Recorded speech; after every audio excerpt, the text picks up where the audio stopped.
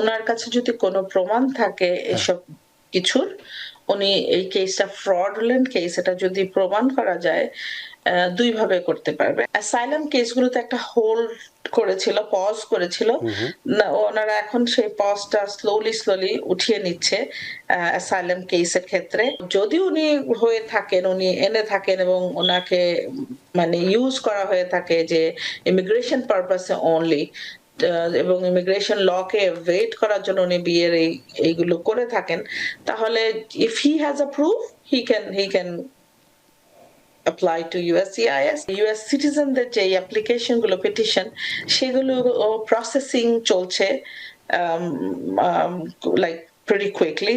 একজন American citizen বা ধরুন গ্রিন কার্ড হোল্ডার সিটিজেনই, তিনি বাংলাদেশ থেকে বিয়ে করে নিয়ে আসলেন, আমেরিকায় আসলেন, বউয়ের সঙ্গে সংসার করলো, ইতিমধ্যে বউ অন্য একটা জায়গায় চাকরি করলেন। চাকরি করতে যে একজনের সাথে তার একটু বিবাহ বহির্ভূত একটা সম্পর্ক তৈরি হলো এবং এতে করে হয়তো স্বামী স্ত্রীর মধ্যে একটু মনোমালিন্য সৃষ্টি হলো, কিন্তু ঝগড়াঝাটি হলেও ডোমেস্টিক ভায়োলেন্স জাতীয় কোনো কিছু হয়নি। কিন্তু যিনি আসছেন স্ত্রীটি, তিনি একটু উচ্চাভিলাষী, যে কোনো কারণেই হোক না কেন, তিনি বা তার হাজব্যান্ডকে পছন্দ হচ্ছে না, যেহেতু সে একটা নতুন সম্পর্কে জড়িয়ে গেছেন। এখন আবার হাজব্যান্ডকে ছাড়তে গেলেও সমস্যা হয়, তার যেহেতু গ্রিন কার্ড সিটিজেন হওয়া দরকার আছে, সে তার হাজব্যান্ডের বিরুদ্ধে একটা মামলা করে দিছে ডোমেস্টিক ভায়োলেন্সের, এবং হাজব্যান্ডকে প্রতিনিয়তই কোর্টে দৌড়তে হয়, যেটা হয় যে এক্ষেত্রে। এখন অথচ জিনিসটি সম্পূর্ণরূপে ভুয়া বা মিথ্যে।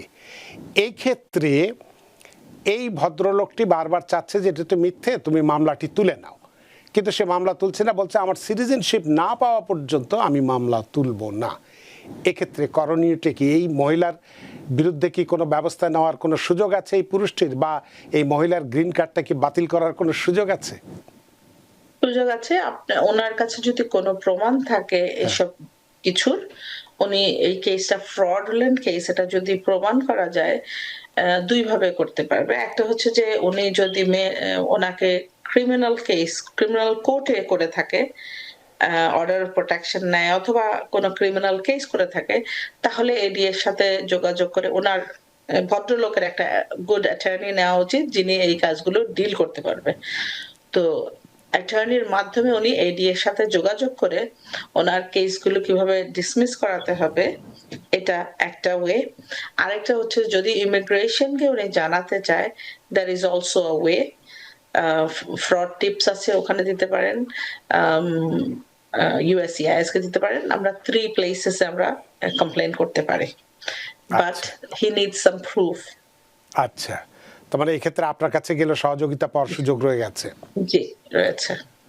অনেক ধন্যবাদ আপনার এই পরামর্শের জন্য। নিশ্চয়ই যিনি আমাকে এই বিষয়টি জানিয়েছেন, আমি তাকে জানিয়ে দিতে পারবো। আর যদি তিনি আজকের এই অনুষ্ঠানটি দেখে থাকেন, তাহলে তো নিজে উনি জানতেই পারলেন যে আমরা কি পরামর্শ দিয়েছি। তো এটা খুবই দুঃখজনক ঘটনা যে আমি বিয়ে করে নিয়ে আসলাম, আসার পরে আমি এই স্বপ্নের দেশ আমেরিকাকে দেখালাম, চেনালাম, বোঝালাম, চাকরি দিলাম, তারপর আবার আমারই বিরুদ্ধে এরকম একটা আমাকে হ্যারাসমেন্টের মধ্যে ফেলে দেওয়া।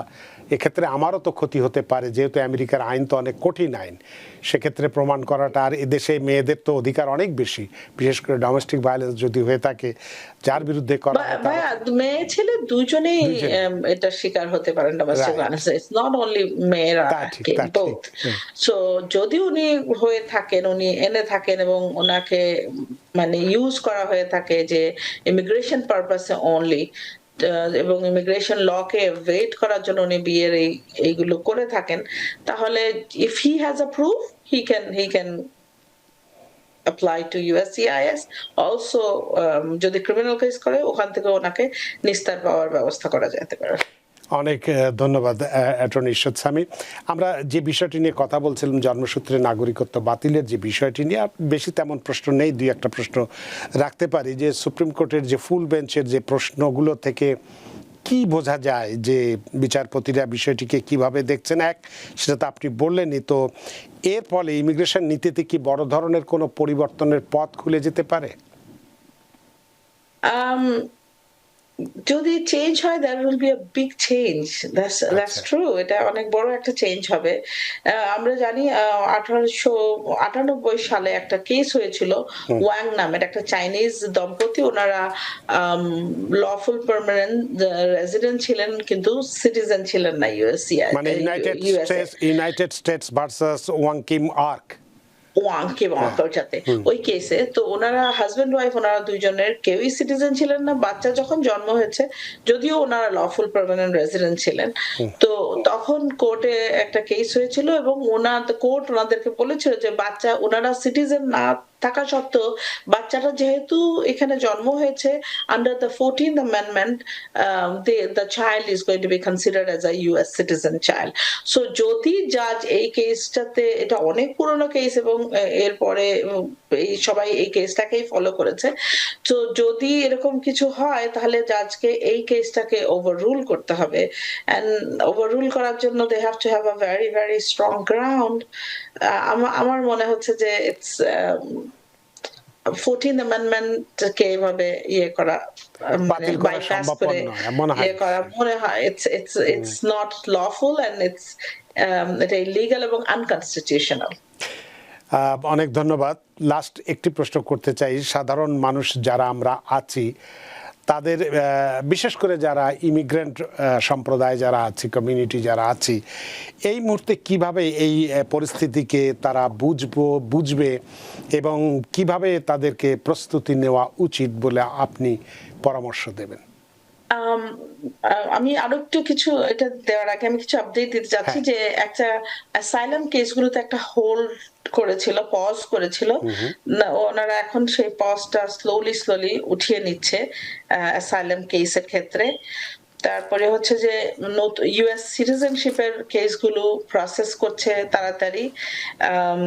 তারপরে ইউএস সিটিজেনদের যে অ্যাপ্লিকেশন গুলো, পিটিশন, সেগুলো প্রসেসিং চলছে লাইক pretty quickly প্রসেসিং হচ্ছে। অ্যাডপশন কেস যদি কেউ অ্যাপ্লাই করে থাকে বাচ্চাদের, সেই কেসগুলো প্রসেস হচ্ছে। তারপরে ইউএস সিটিজেনদের ওথ সিরেমনি যেগুলো ওয়েট করছিল, সেগুলো আমরা দেখছি এখন আমরা পাচ্ছি ক্লায়েন্টের জন্য ওথ সিরেমনির ইয়েগুলো। তারপরে মানে এরকম অনেকগুলো যে কেসগুলো আমরা দেখেছিলাম পজ এবং মন্থর গতিতে চলছিল, সেগুলো এখন একটু ফাস্টার ওয়েতে আবার শুরু হয়েছে।